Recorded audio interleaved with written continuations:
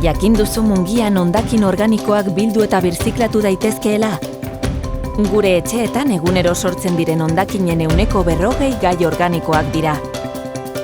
Hondakin organikoak bereizita biltzeari esker, gai horiek eraldatu egin ditzakegu, eta energia sortzeko erabili edo konposta sortzeko. Hau da, lurzoruen kalitatea hobetzen lagunduko duen ongarri naturala sortzeko erabil ditzakegu. Zer bota dezakegu hondakin organikoen edukiontzira? Fruta eta barazki hondakinak, okela eta arrain hondakinak, arrautza azalak, fruitu lehorrak, itsaski hondakinak eta beste janari hondakin batzuk. Lorezaintzako hondar txikiak ere edukiontzi marroira botatzen dira. Emaiezu bizia zure hondakin organikoei. Izen ematea sano erraza da. Zatoz informazio jardunaldietara eta bertan jasoko dituzu zure ekita, edukiontzia irekitzeko giltza eta poltsa konpostagarriak.